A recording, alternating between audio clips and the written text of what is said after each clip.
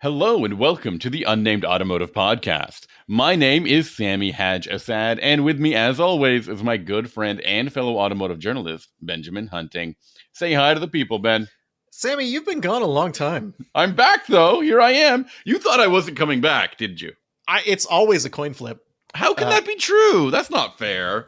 The temptation to just start a new life somewhere else is strongly felt, I think, no? No. I've got two strong roots here in my own life. But your roots went with you on this trip. Yeah, that's fair, but I brought them back. You potted those roots and put them on the plane and then brought them to where you went. My goodness, checking potted roots is a problem. Where did you go? Where did your roots travel? I went out to the Middle East to Amman, Jordan, to hang out with some of my extended family or my in-laws, which is always a fun experience. And it was hectic. There was a lot of interesting things going on in the region that made me concerned about my safety, but that was short-lived. When I showed up, things calmed down, which is great. Well, they call you the peacemaker. Do they? Yeah, not to your face. Who?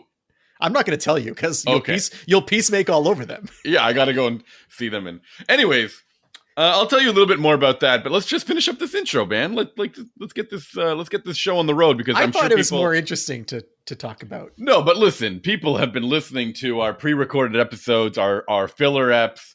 We actually got some great feedback from some of our listeners, which is great. Yes, I was talking to someone today about it, and it was great to hear someone say that they enjoyed listening to the summer episodes that we did. Shout out to Robbie for reaching out about that, and everyone else who did as well. Yeah, it was just nice to have something going and to do something a little bit different than what we normally do. But right now, we're going to dive right back into what we normally do. Isn't that right, Sammy? Yeah, that's right. Ben, quickly explain who you are and what you're doing here and where people can find your work. I'm a human being. I'm in front of a microphone.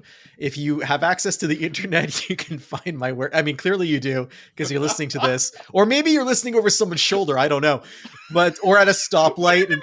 You think somebody is listening to the podcast with their headphones at such a volume. No headphones. It's 2025. You're in an airport lounge and someone is blasting our podcast at maximum volume to keep their child entertained while they wait for a plane. You've now like described my life entirely. Or maybe you're in a ride share and someone's playing it, or maybe you're at a stoplight and someone's blasting it beside you. That's how I prefer to think most people hear our podcast is in like 30-second snippets from light to light, you know? I think you are joking, but at the same time, now having spent lots of time in airports and very crowded public places, this is how people will live their life now. Yeah, people have forgotten that speakerphones. Personal space was the final frontier, and headphones are just completely out the window now for so many people. I don't get it. One of the flights I took in, when the attendants give offer headphones for people, they included the little dongle for USB-C. Okay. Which I thought was amazing. Like, I thought that was like next level service. I'm like, well, my personal hell would be, it's a good thing that airlines are so cheap that they don't install speakers in like the back of the headrests and just they're like, oh, only you will hear it. Don't worry. Yeah. Yeah, that's true. That would be a personal hell, of course. Or how weird would it be if like let's say 100 people are watching the same movie and it's just slightly out of sync and you're hearing like this weird echo of the audio, but it's very subtle, right? Because it's supposed to be quiet. Anyway, Air Canada lets you like sync a video with another seat, which I think is the cutest way to meet somebody, or most annoying way. Or super creepy. Yeah, slide into someone's DMs out there in 15D or something, right? Like, I have been on a few planes that had seat-to-seat messaging, and I think they nipped that in the bud really quickly. It was a very short period of time where airlines would be like, because I think they were trying to get it so you could play games with other people. Yeah. And that included a messaging feature, and they did not think that through. I used to do the trivia game with like my sister back in the day. Yeah, but with your sister, not with like a stranger. Yeah, but I'm sure a stranger would show. The pilot has got better things to do. Anyways, yeah, Ben, they've got the internet. Where can they find your work? They can find my work at Motor Trend, at Haggerty, and at driving.ca. And you can find my work at driving.ca and autotrader.ca. Ben, I've been away. I haven't been driving a lot of cars. I've been doing a lot of weird car spotting out in the Middle East. Can I give you a quick a quick few links of the cars that I've been seeing out there, and you tell me if you think they're neat or not. I would love that. Okay, neat or not is a fun game to play. Neat or not, yes.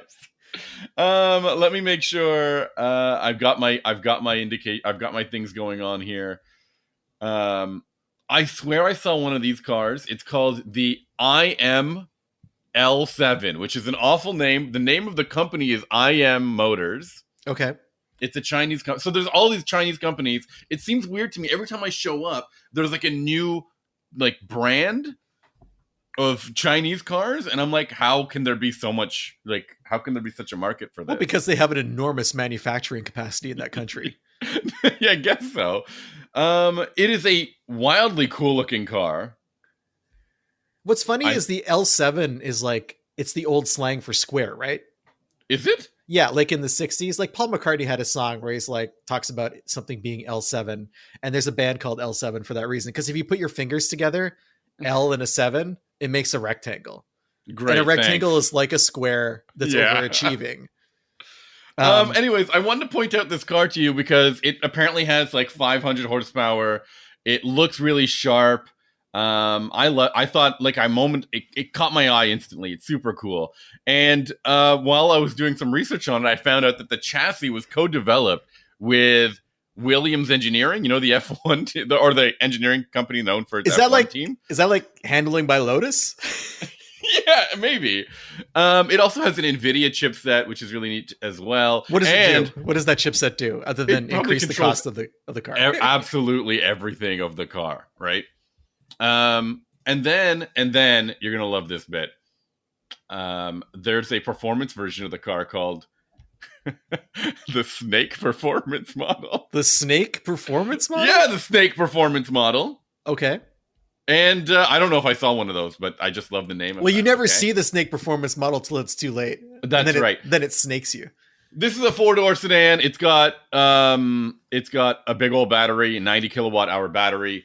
That's enormous. That's crazy. It's huge. They love EVs out there in the Middle East. I believe they're exempt from certain taxes, or the gas cars are like taxed like to 100%. Why take advantage of the affordable gas prices in the Middle East when you can drive electric? They're not affordable. They're not affordable. They're not affordable. I don't know what happened. Yeah, it was the same, almost identical. Wow. We drive my father-in-law's Geely Escara, which is built on a Volvo platform, I believe. It's a gas-powered car, and filling it up is the same as filling up my Outback. S-Truck? No, Escara. Ascara, yes. There's some other automaker I thought was really hilariously named called its name is Four Things? Four Thing? Like Four Fingers? No, Forting, maybe we'll call it. That's how I can describe it to you. Forting. Forting. Okay. It's got a ton of cars. They all look slightly like a couple of other cars you've mashed together. All right. None of them really stood out to me, so I really shouldn't say that. I just found the name to be really humorous, Forting, and the badge is really cool. It's like a lion. It looks like a Ferrari logo, but with a lion. Okay, yeah. Okay. Let's go to the next one. What would you do if you had a car that said tank on the front of it, or the back of it? I'd probably park it wherever I wanted. Yeah. So there's a car from Great Wall Motors called the Tank. It looks like a Bronco. Yeah, it looks like a Bronco. Let's just say it looks like a Bronco. I'm going to send you a link to it. And you can tell me if it looks like a Bronco to you. And I saw these everywhere, and I was like, hey, that's kind of cool. Yeah, it does look a lot like a Bronco, but also looks a bit like a Lada. Yeah, I saw new Ladas there, which is cool too. But yes. This is the Tank 300 Hook Edition. HOOKE. I don't know what that means. I don't know. Oh, it's a prototype. Okay. It's based on a Great Wall Motors Tank 300, but they've moved the axle forward to give it a longer dash to axle. Is that something people are asking for? I need dash to axle, man. Give me more dash. That seems strange. Everyone had BYDs or Build Your Dreams. Everyone was very surprised to me when I just said that BYD stands for Build Your Dreams. And nobody really cared after that. No one really wanted to talk to me after that. So Tank is its own brand now. It's a part of Great Wall, yeah. The logo looks like it was drawn by a child on Wikipedia. Like, is that cool or what? Like, the logo normally looks fine, but whoever put the image on Wikipedia, it's like they're like, "Hey, sketch me out the tank logo." here's in July 2020, Great Wall Motors introduced 3 platforms with the brand name L.E.M.O.N.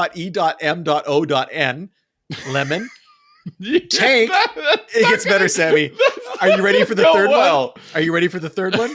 Coffee Intelligence. Yeah, baby. Among them, the tank platform is a longitudinal platform for hardcore off-road vehicles. Coffee Intelligence as the name of a platform for Great Wall Motors. That's, I don't even know what to say. Yeah. If you look it up online, I assure you, you do not find anything about Great Wall Motors. Anyways, I was stunned at the continuing automotive, the continuing domination of the Chinese automotive industry in the Middle East.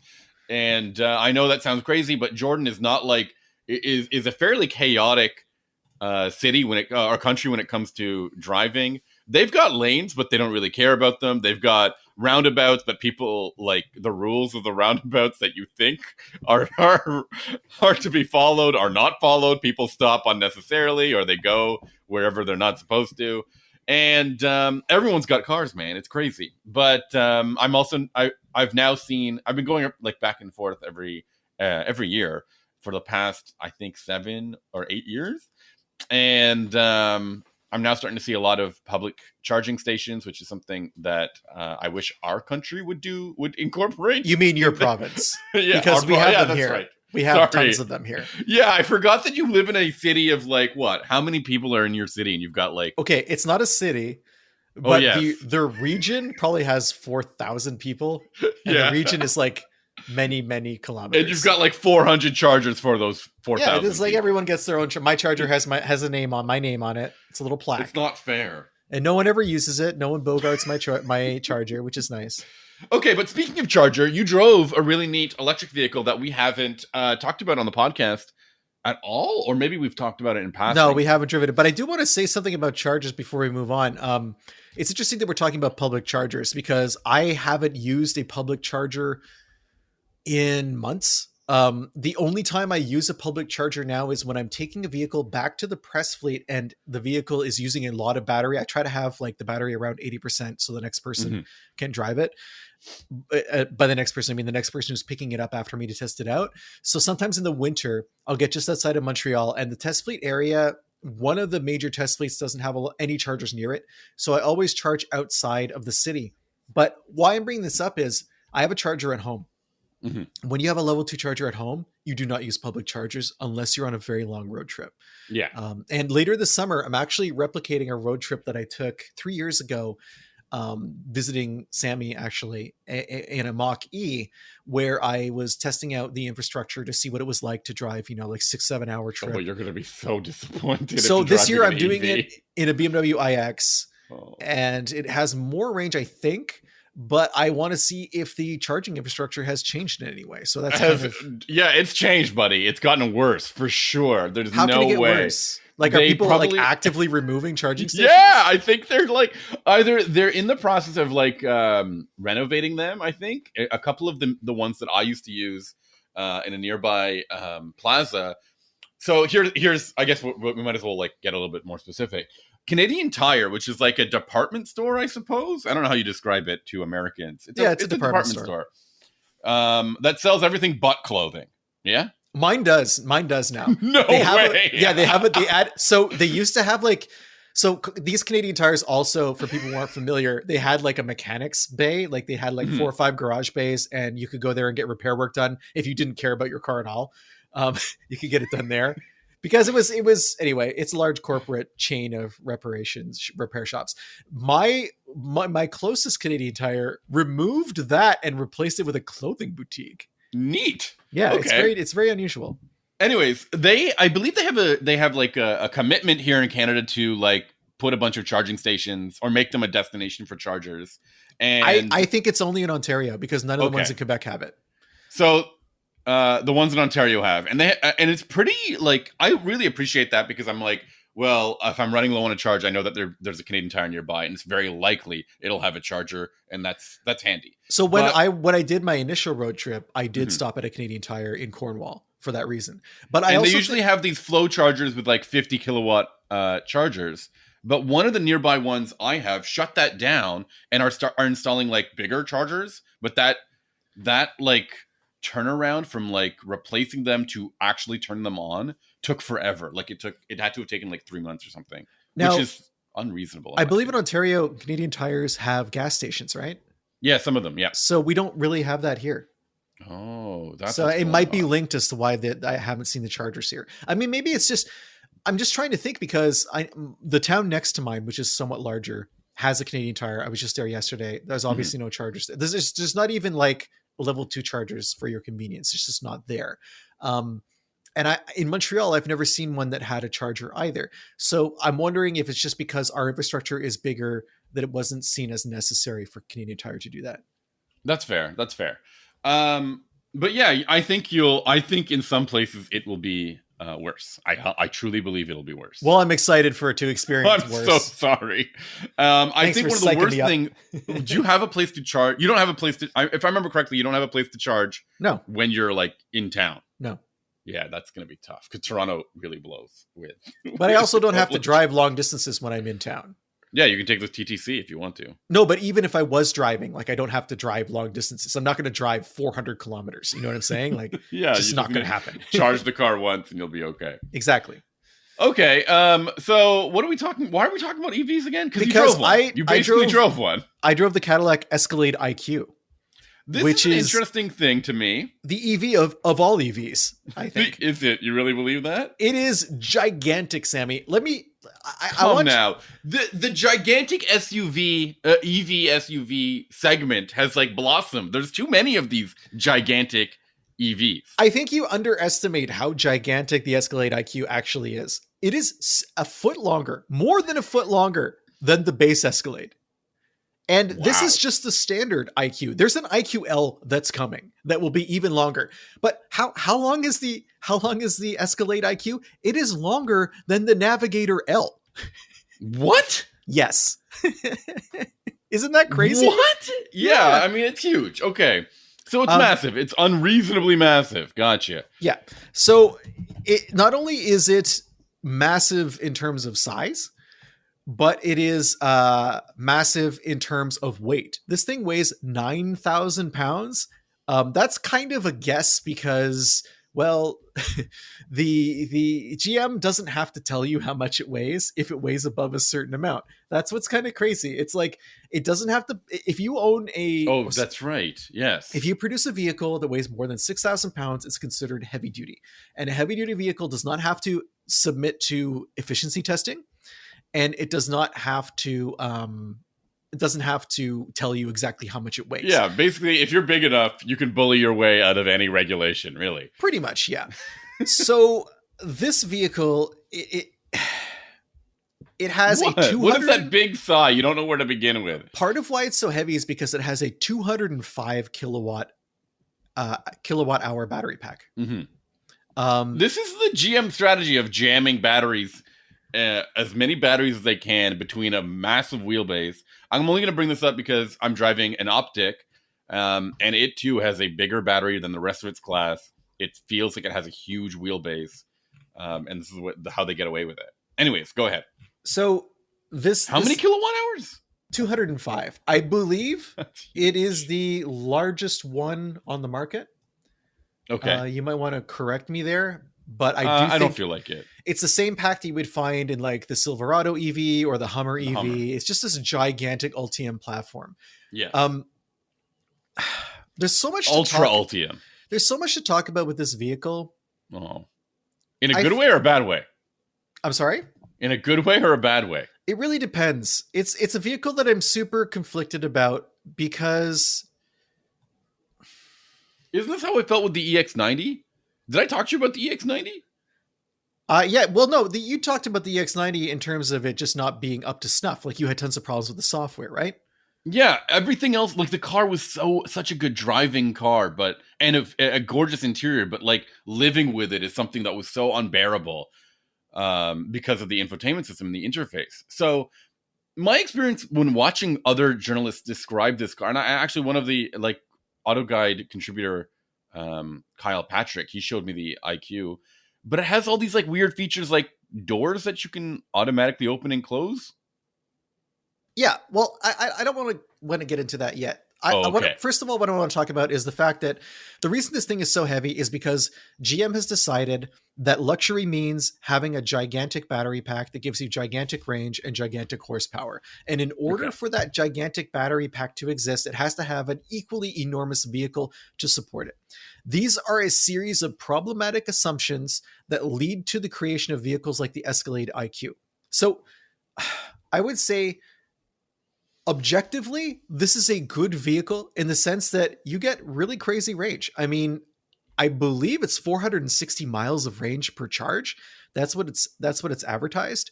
In terms of whether that's been tested, again, they don't have to undergo EPA testing, so you just kind of have to buy in that GM is telling you that that's correct. But that's like what, 700 kilometers per charge, 730, something like that. That's amazing. Wow. And I found that to be pretty accurate when I was driving it. It's, no way. Yeah. It consumed electricity at roughly the same rate as the Silverado EV I drove. It's like 55 kilowatt hours per 100 miles of driving. And I think the Silverado was like 58.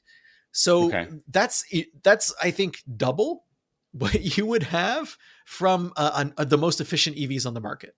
So this is where you see the problem of a vehicle like the IQ. You do get this great range, but the range is impacted itself by the fact that you have to carry around a big battery. Yeah, of course. It's like a chicken and the egg thing. It's like you can't have the range without the battery, but having the battery means the range is going to be impacted.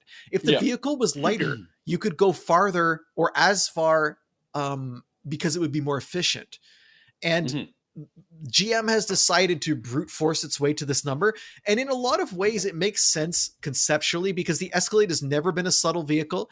It has always been about brute force. And I don't mean that disparagingly, but it's a vehicle that has tons of presence because of its size. It's always had gigantic V8 power. It's always been about, being ostentatious and over the top. So the design of the IQ is similar, but I find it inelegant, Sammy. I agree with you. I mean, I think that, as you mentioned, it's a cheat code to kind of like get your way. It's a cheat code, but it comes back on you. Okay. Because of the mass, because you can't get around mass, ultimately. Yeah, that's fair. So one of the other interesting things is to look at what GM has done with Ultium and compare it to what Ford did with the Lightning. Whereas the Ultium, the Silverado EV, and we talked about this on a previous show, I'm not going to go too deep into it, but the Silverado EV is like a purpose-built platform for that vehicle, right? It's not a traditional pickup truck. It has some unusual, I guess you would call them, compromises in the cargo area. It has it's kind of a weird unibody setup, but not.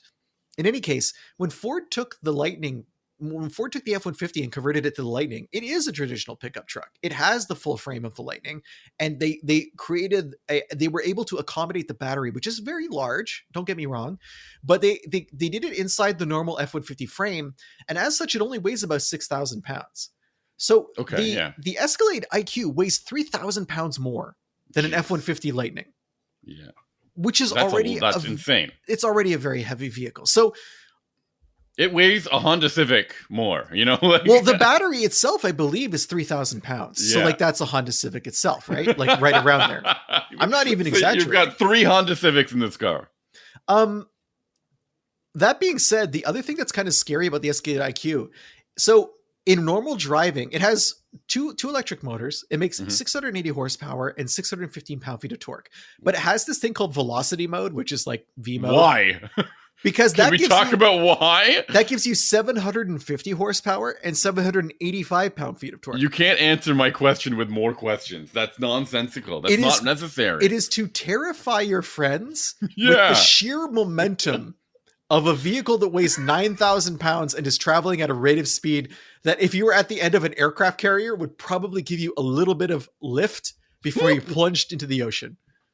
This is a car that's a feature and a list of specifications that are totally unnecessary. It's very unnecessary. It's very quick. I mean, it's way quicker than you would ever want it to be. I was surprised that it never felt out of control. Like, this is a very huge and heavy vehicle, and it's not a sports car. It doesn't handle well, but it handles perfectly fine. It doesn't lean. It doesn't do crazy stuff. Even on some of the twistier roads near my house, sometimes when you're in a pickup and you hit a stretch of road that has back-to-back corners, you can get ahead of yourself and realize that you took them too fast. I never had that sensation in the IQ. The suspension is extremely well tuned. And I think part of what helps is the battery, all that weight is below the floorboards. So they've done their best to kind of keep the center of gravity, as massive as it is, very, very low. Okay, that sounds perfect. Is it air suspension? It's air suspension. It's got to be, right? And it makes like crazy sounds when you walk away from it. Like, I know.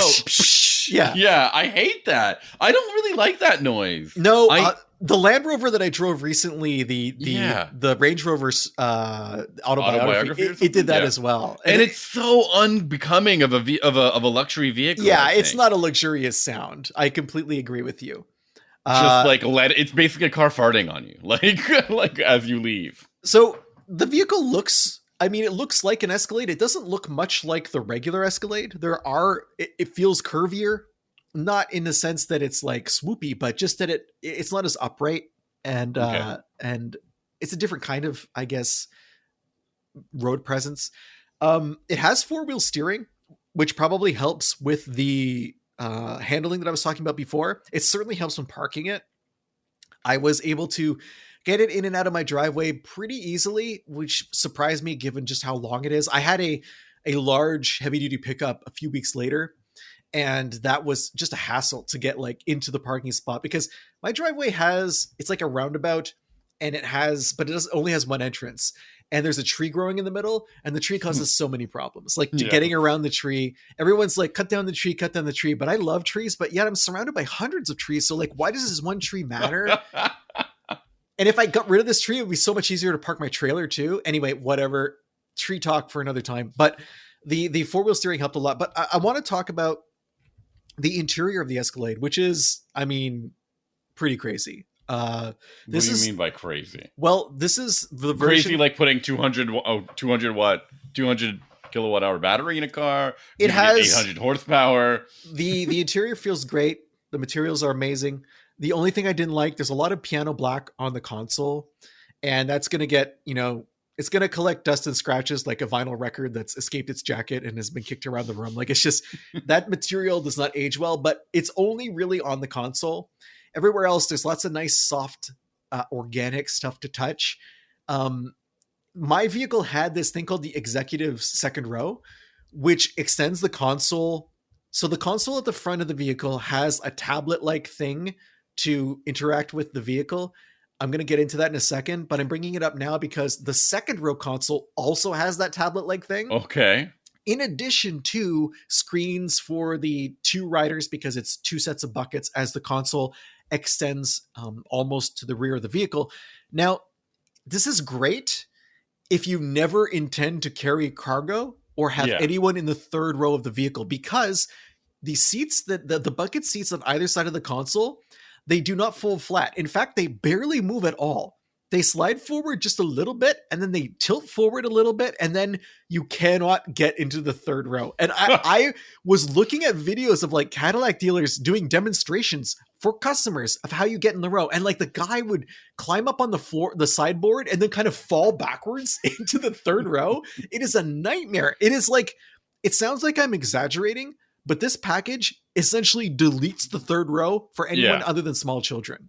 That's fair. Yeah. I mean, I think that's always the case. I don't think that's fair. I think they always are. Always three row vehicle. I mean, the only thing that makes this unreasonable actually is when you remember that it's a foot longer than a Navigator L. I have to push back on you because I drove the gas Escalade immediately afterwards, which we'll talk about later in the show.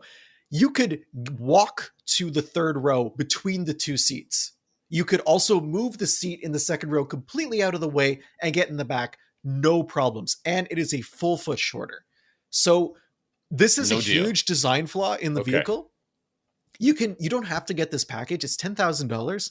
It's certainly great if you're sitting in those seats, but the problem of getting to the third row is intractable. The other issue is, since they don't fold flat, you lose the cargo. You have no cargo carrying capacity in the Escalade because you can't carry anything long because you can't fold either the seats out of the way or that console out of the way.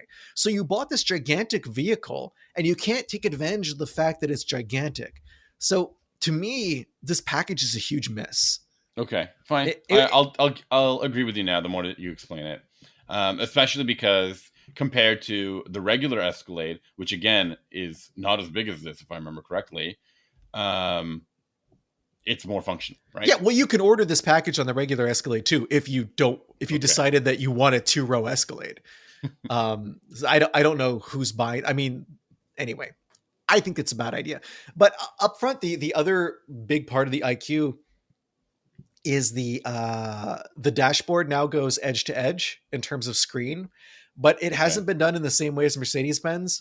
In the Escalade, it's much more of a segmented situation. So you have like a screen in front of the driver for gauge cluster, a screen in the middle, and then a screen for the passenger, which the driver cannot see while the vehicle's in motion. Right. It looks like they're connected because they use the black space to indicate that, but it's not. It's discrete. The problem that I had with this screen is the problem I have with all of these edge-to-edge screens, and that's when you move the steering wheel, you're going to block part of the screen. So like, no matter how you sit in the vehicle, there's going to be something you can't see. And for me, it was there's a screen between the gauge cluster and kind of the middle screen that gets completely blocked out. It's annoying. I'm not a huge fan of gigantic screens, as everyone knows. The Cadillac doubles down on that with that tablet that's in the middle. So like, there's no hard controls really for anything. There's a tablet that's leaned up against the dashboard on the console. And that tablet allows you to access various menus. Like if you want to do the seats for like massaging and all sorts of cooling features and whatnot. If you want to do the HVAC controls there, if you want to access vehicle settings, like I believe that the traction control and stuff is set in there as well. Okay. And the automatic doors that you were talking about earlier, the vehicle has it set up so that you can have various like strengths of the automatic door. So you can either have the door basically pull itself out of your hands when you open it or automatically close. You can have the door halfway do that, so you're still involved in the process, or you can turn it off completely and then you're kind of fighting the door motor, which is a little weird. Or brutal. I don't like that at all. On that screen, you can close them remotely by touching stuff. Is that the best way to do? Like, did people want that? Like, well, what people were most blown away by when I showed them the vehicle was if you get it. So as with most Ultium products, there's no on off. You get in the vehicle, it turns on. You leave the vehicle, it turns off. You can go into a menu and turn the vehicle off manually as well. But when you get into the vehicle and put your foot on the brake, it automatically closes the driver's door. Interesting. Regardless of how you have it set up. Which is like an instinct. It's instinct to get into a car and press the brakes, right? Yeah. I mean, that's the first thing I do when I get into any vehicle. Yeah. Well, I push the brake and put my seatbelt on. Those are the automatic. So there's a lot going on. A lot of weirdness to me. Like I don't like that I have to take my eyes away from the road and look down on the little screen. The little screen did a good job. It can easily get caught in glare and it can get smudged up with fingerprints. That's annoying. But for me, the big thing is really the looking down. Like I don't like that. Right. Okay. So like to me, the interior of this vehicle is what, I mean, a Cadillac, it has to have a nice interior. It's top notch. It's totally excellent. That's excellent. That's good to hear. And is it like the little details? Because you've been critical of vehicles that just shun details for screens. I mean, I don't like the fact that there's no detail when the screen's off, but the other materials are detailed and very high end. Cool. And the seats are comfy? Oh, yeah. Absolutely no complaints about the interior except what I laid out about the screen and the second row. Okay. It's all. And I mean, what about the infotainment system? Can you talk to me a little bit about this? Because I don't think it comes with Apple CarPlay and Android Auto. No, it doesn't have either of those features, which is a huge. How do you feel about that? I think it's terrible. I think it's a really bad decision. I think that GM's being very stubborn about it, and they're going to lose customers, no question. I agree. I think if you have a shared vehicle, the idea of having to log in and log out of the vehicle as you pass it around your family members is ridiculous. Yeah. I think that phones have already solved that problem. And you're trying to reinvent the wheel and you're doing it in, again, I'm going to use the word inelegant way. If I'm in a luxury vehicle, it should be up to me how I want to use it. and I should make that choice because I've spent $130,000 US or 192,000 on my tester Canadian. At that point, why should I compromise? Absolutely. I agree with you 100% about this. I think it's unbelievable that is a compromise. Yeah, exactly. And you've got to get used to this interface. Sure. Rather than something that you're already comfortable and familiar with. I mean, it's not bad, but it lacks a ton of functionality. Like, do I have all the apps that I want to have? Am I going to be comfortable like logging in and logging out of apps? Am I going to have to remember to do that when I give the car to my spouse or something like that? Or my kid? I don't like it. I don't like that one. It's tedious. It seems unnecessary. The one other thing I want to mention about the IQ is it of course came with Super Cruise. Super Cruise is really, really, really good. Really good. Yeah. It is essentially the only hands-free driving system I trust. Yeah. I used it a little bit on 2-lane roads because it was available. And because of the size of the vehicle, it was not great in that situation. It doesn't have a lot of room for error. And the roads around here, we lose the markings quite a bit because they wear off and Quebec uses cheap paint. And also there's a lot of cyclists and pedestrians. So like Super Cruise doesn't necessarily know what to do with those. It's not intended to be used in an environment where it's encountering pedestrians or encountering someone on a bicycle. So on the highway though, it was really great. That's brilliant. I'm also on the same page as you. I think Super Cruise is a killer app. Like it's so sad that other automakers have not been able to catch up with this feature. And that Cadillac basically has a lock on it. You know what I mean? Yeah. They've tried and just BMW is close, but it's much more limited. Ford is the closest. I don't like the Ford system. I've had negative experiences. I haven't had as negative as you have. I've just had way more disengagements. What's the best word for it? If it's turning off, it tells you it's turning off, but it's nowhere near as good at telling you. Yeah, that's right. I mean that light bar that Cadillac, that GM has. Yeah, on the steering wheel, you can't miss it. This is the thing that I think so many car companies they whiff on the human factor, on the fact that they focus on making the cruise control as good as it can be in terms of how it detects other vehicles and traffic and everything, but they forget about the fact that it needs to communicate with the driver. I wanted to ask you how you feel about that light bar in the steering wheel, because as I mentioned earlier, I'm test driving a GM product with Super Cruise. I was so curious as to how you feel when a part of the car that basically the is right in the driver's face. It's right in the driver's hands. Yeah. Typically, automakers put so much I think effort and attention to detail to designing a good feeling steering wheel, either in terms of like the thickness of the wheel or maybe stitch details in the leather or X, Y, and Z, that kind of stuff. And a major portion of the steering wheel now is covered with this like glossy black plastic that has the light bar in it, which I'm wondering if you think, because I'm starting to feel this way, just out of a critical, a critical perspective. I'm trying to think at this and be like, it's not as pretty as like steering wheels used to be. I got to completely disagree. I think that it did not detract from the IQ's interior whatsoever. Okay. I also think it should be federally mandated on every vehicle that has this technology, because it is by far the best way to let you know whether the system is functioning or not. And any other system that does not use this type of iconography is dangerous, in my opinion. BMW has it on. The reason I bring them up again, they have it on the steering wheel as well. It's a series of lights that are on the spokes of the steering wheel, 2 large lights. But I still think that GM's is the best solution, and that is where NHTSA should go and make it mandatory. Because what are we doing here? I mean, this is people's lives. Like, I honestly don't care if it doesn't fit in with your design brief. I mean, there's other things like airbags that you have to design around. So now you're going to have to design around this. If you're providing this technology, it has to be safe, not just for the driver, but for everyone else in the world. And for people to not know whether the system is on or not, which many vehicles like Volvos, for example, are really bad at letting you know whether it's working. And it's just inexcusable. I think that is a very important element. I mean, this is all I'm saying, is that like the design aspect has fallen a little bit behind, but of course there's a safety element that's replacing it, and I think that's pretty sick. So I want to move on very quickly to the gas Escalade, which I also drove the week after. So back to back in the electric and the gas. The Cadillac, the gas version gets all of the IQ's interior for this year. So I mentioned that it can get the same executive second row. Mine didn't have that, which is part of why I was able to verify that it's just so much easier to do absolutely anything in that vehicle behind the driver's seats without that feature.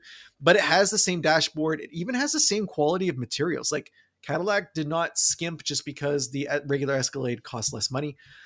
It was interesting to go from like a hugely overpowered vehicle like the IQ into a version of the car that ostensibly has the same, has the same name on it. It starts at like 90 grand. So it's like nearly 50% cheaper, but it still has that same like 420 horsepower V8. It has 460 pound-feet of torque. It's very familiar. The thing I didn't like about the gas Escalade this year is it's a gas Escalade only. You can't get a turbo diesel anymore. Oh yeah. Okay. They removed that, and the fuel mileage is like really different. It's 22 miles per gallon combined for the turbo diesel. So the regular one is 16 miles per gallon combined. 16 miles per gallon is not impressive. No, it's not good at all. It's also interesting that the Escalade is kind of falling behind when you look at performance. Like the Jeep Grand Wagoneer and the Lincoln Navigator are using turbocharged 6-cylinder engines that have way more power. And they're also about a second quicker 0 to 60. I don't know if that matters to the Escalade buyer. And there's the Escalade V that's out there if you want to have crazy power, which I don't recommend, but it is accessible, if you want to have like over 600 horsepower from a gas engine. But it's interesting to see like the Escalade, which was once a leader in terms of drivetrains, kind of now be middle of the pack. They're the only V8s now, Sammy. It's the only V8 full-size luxury vehicle you can get. And I think that if you look at any full-size SUV, luxury or not, they might be the only V8. That and the Denali and the Suburban. I don't know. It's an interesting point to make, but I think that automakers are slowly moving. I mean, these massive electric vehicles compared to these gas-powered ones, I don't know. I don't know if people are super feeling what the gas. I mean, I think a Cadillac buyer. Sorry, I think a Cadillac buyer can probably also get an IQ if they wanted to, and they might be leaning towards an IQ as well. It's 50% more, man. I think they got the money. I think the difference between 130,000 and 90,000 is a lot. Yeah, I'm not saying it's not. I just think the people who could spend that much money on a car can also spend more. We talked about that with those like $200,000 cars, like the Porsches or whatever. But I don't think that the Escalade is competing with the Escalade IQ. The IQ has no competitors. There's not another vehicle out there like it. Period. I mean, there's not a single 3-row electric vehicle that offers what it has to offer. Okay. Like Mercedes is maybe the closest with the EQS SUV, and it is considerably smaller. Is there a Maybach version of that? Or is that really how much that costs? There's an AMG version. Oh yeah, okay. And isn't there like a Lucid something or other? It's not out yet. Yet. Okay, wow. Okay. Maybe third quarter. You jumped on me on that. Well, I mean, I made the statement. I didn't, pluck it out of the air. I did my research. But the Escalade, on the other hand, has many competitors. Mm-hmm. So I think that you have to look at how the Escalade competes with other gas-powered vehicles. Okay, fine. Yeah, go for it. Keep going. That's what I had. That's all you got? Yeah. When you take a look at these two cars, is there a difference generationally in terms of their interior design? No, it's exactly the same. It's exactly the same. Yeah, 2025 really gives you the IQ interior and the Escalade. That's what I mentioned. And that's a pro. Like that's totally 100%. If you like the screen, sure. Okay. The Escalade is a good vehicle. Like as much as we like to make fun of it for being over the top, mm-hmm. It does everything it needs to do very well, and it can tow and it can haul a bunch of people. And yeah, it's overkill, but it's overkill in a different way than the IQ. I feel like the Mhm. IQ is overkill in that, hey, look what we can do with range and we have to have a giant battery. The Escalade is just overkill in that, hey, look what we can do in every area. If you wanted a giant vehicle that can haul, that can maybe go off-road, that can haul your giant boat, like, and still feel super comfortable. Escalade is like the Range Rover of the Cadillac world. And I mean, that's a fair, point, but I mean, it's the flagship of the Cadillac lineup. I mean, but it also it competes with the Range Rover, doesn't it? I would say it does. Yeah, I'm not saying it doesn't, but it's like Ford doesn't have that. Lincoln. You don't think the Navigator can pull it off? I think the Navigator is a flagship, but I just don't think it has the cachet that the Escalade does. And sales-wise, it's not really close. Okay. So the gas Escalade is super important to General Motors. It makes them a ton of money. Mm-hmm. It's good that since it's important to them, it's good that they have continued to keep it relevant. Remember there was like a 5-year period where the Navigator just fell off, right? Yeah. It was bad. It was a vehicle I would not recommend. And now it's good again. The Escalade's never had that.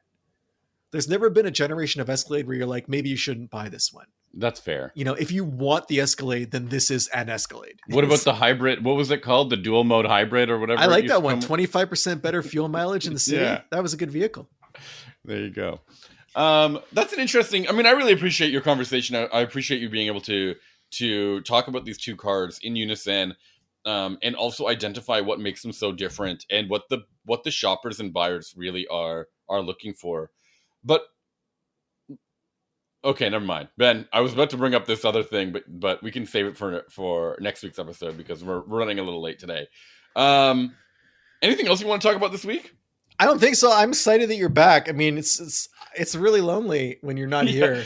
What do you do when I'm not around? You've got all these like pent up thoughts every week to talk about that you can't put in your written reviews because they're too vulgar. I write them in my slam journal. Yeah, and then I burn it. and then you inhale the smoke. No, it's too negative. I burn it so that it's out of my body and out of my life.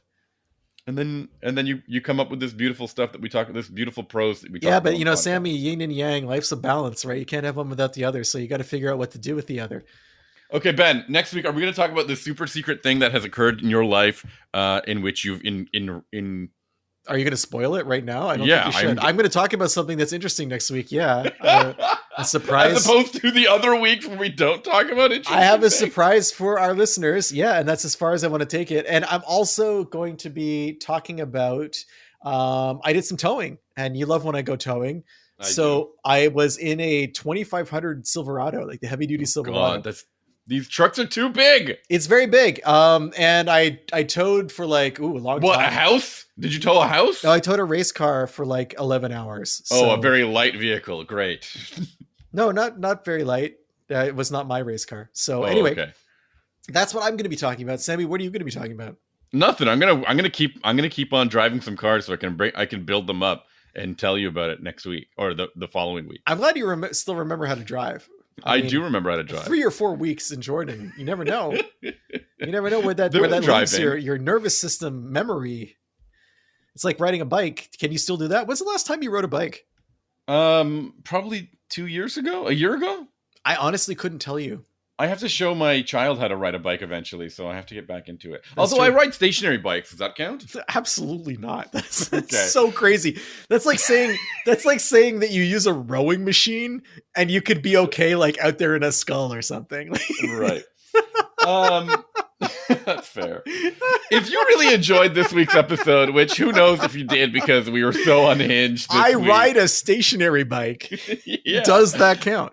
I encourage you to go to our website, unnamedautomotivepodcast.com, where you can see all of our previous episodes. They're not like paywalled or locked behind some sort of Patreon, something that me and Ben are constantly arguing with big publishers about doing so. It's why we've maintained no idea what Sammy's talking about. Sammy's like, go to our website, unnamedautomotivepodcast.com. Are you going to say I argue with myself? Sammy's like, I've used a batting cage. Put me in the starting lineup. You go to that website, see all of our previous episodes. There's also a contact form there. You hit contact, you fill out this form, it lands in our inbox. Ben and I can then chat with you or talk to you, bring it up whatever point you've got on our next episode or whenever we feel fit for it, because we really do appreciate all of our comments. And you guys help provide us it's great. Thank you. With excellent perspective, and just, you're part of the team. I appreciate that. You can also email us the old-fashioned way. It's benjamin@benjaminhunting.com. Or you can reach out to us on social media. We prefer Instagram at Sammy_ha if you want to see me. My profile might look dormant, but it's not. I'm there. And you can find Ben at Hunting Benjamin. He's also on Blue Sky. Is that No, I'm not using Blue Sky anymore. Oh, okay. What are you on? Nothing. That's it. I had a really negative interaction on Blue Sky a couple of weeks ago, and it really made me think about how I was using social media and the relationships that I was developing on social media. And I realized that there was just a little bit too much parasociality going on my part. And I think about Instagram, and all the conversations and encounters I have on Instagram are really positive, and it's interesting stuff, and it makes me laugh and whatever. Other forms of social media don't really leave me feeling that way. So I've more than started. I've really backed off using pretty much anything else other than Instagram. I post stuff on Facebook because it's where my community is in terms of automotive writers and publications and stuff. And I feel like I'm kind of obligated to stay there in terms of just visibility. But on Instagram, I have fun there, and that's where I prefer to communicate with people. I don't think I'm going to be using Blue Sky much at all moving forward. Maybe to keep in touch with the comic book community, or when I have a book coming out or something like that. But yeah, I realize this is kind of random that I was talking about this, but just a moment of introspection I had last month that's been playing around in my head. I appreciate that. I think that's fair. I'm barely on social media because, when you have a child, sometimes you probably don't want to be on social media instead of hanging out with them and making sure they're learning things. And you set a good example about phone usage or tech usage. Which is why I'm always in my VR headset instead of playing first-person shooters. Yeah, exactly. Anyways, thanks for everyone for listening. We'll talk to you next week. I had a great time. Bye. Bye.